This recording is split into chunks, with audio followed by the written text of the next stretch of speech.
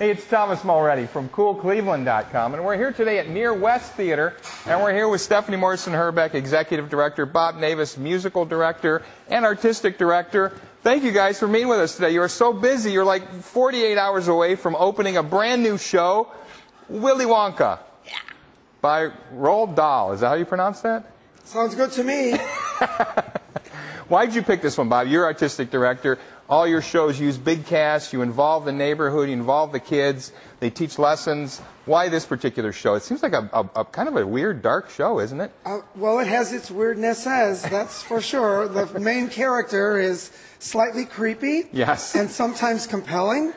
And it seems to have captured the imagination of the world. So for sure. I love the show in that it's just filled with all sorts of adventure, mystery, and hopefully our production will leave people talking when they go home as to what that's really about. What the heck is it? And Steph, what lessons? Metaphor. What lessons do you think it teaches? Because it's about greed, it's about corruption. It teaches, I think, about excess and parental overindulgence. At least we get exposed to it. And That's Willy right. Wonka is trying to shed a little light there on, hey, some consequences. How does it work with the kids? They come in here, they know nothing, right? They come in literally from the neighborhood around here, and you workshop them, don't you, Bob, for months, and you have a big cast. This one's got, what, 50 or so in the cast, 40-some people in the cast? 40-some, yeah. Right. Well, actually, this company is, as usual, our company is like some combination of veterans, folks who really have done shows here and in other theaters, and, yes, the person who walks right off the street and has never been in a show before. So, you know, they're all working together. 7 years old and up. And what kinds of things are you dealing with? Because you're really taking it to the next level here. You're really integrating theater and real life in terms of the lessons that are being taught and learned, and how we experience art as part of life and not as artifice that's up on a stage, correct? Absolutely, absolutely. And I think the main way we do that is by the story itself and taking the themes of the story really seriously and talking about them from day one. And what do they have to do with our lives? What do they have to do with today? So talk about this. In dialogue around the themes. And you do. You work for. I can't believe how much time you spend with your cast.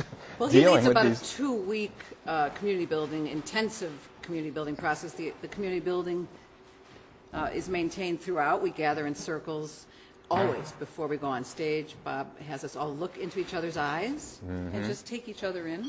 Right. And so that sense of ensemble is huge here. That every single person, no matter what your role is valued and important for the whole.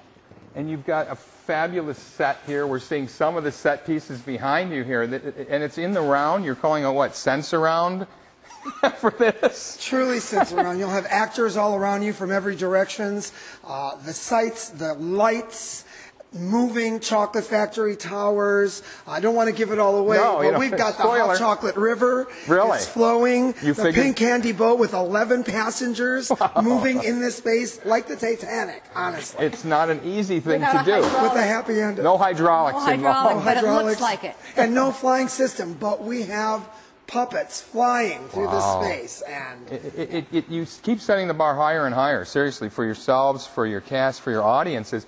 And I have to warn people, they need to get tickets early because these shows sell out, and it's not a huge theater. Over half, we're at 150. We have about 217 seats. We're at 150 for each of the performances this weekend that are sold. Already. So they're going to get. And speaking of success, congratulations, because you guys have already raised $1.6 million. Actually, over $2 million for our project alone in Gordon Square. Yeah, and we've collectively in the last 3 years raised $6 million additional. So this 1.6 is just in the past like 120 days. Yeah. 6 months or so. 3 months. 3 months. That's amazing. Yeah. Obviously, there's plans for you to move to the Gordon Square Arts District. Yep. You've got the property already. You've got your plans. Yep. And really, you just need to finish doing your fundraising. And you're calling it what? Shovel ready. Shovel ready. That's a great term.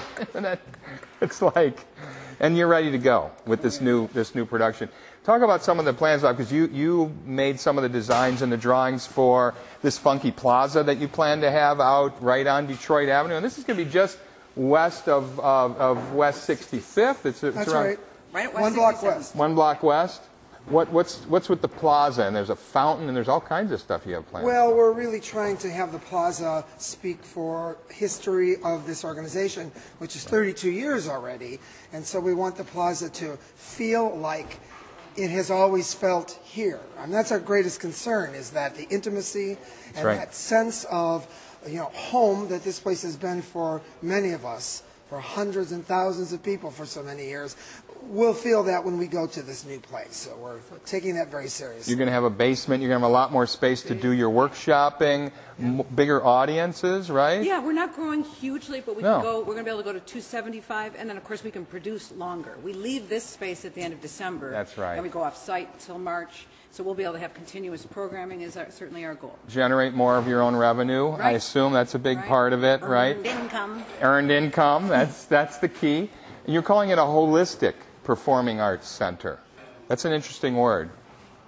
Well, I think it feels right because I think it frames what we've always felt we do, which is use theater as an agent and a catalyst for healing and for relationship building and transformation in folks' lives. So, what word captures all of that? That's what Holistic is a great word. I think so. Yeah. Well, congratulations with your success on Near West. Good luck with Willy Wonka. Thanks, Tom. It's always great talking with you guys. Thanks for Great to taking have you time. here. Yeah. Thank you. for coming. Hey, it's Thomas Mulready from CoolCleveland.com. Have a great week in cool Cleveland.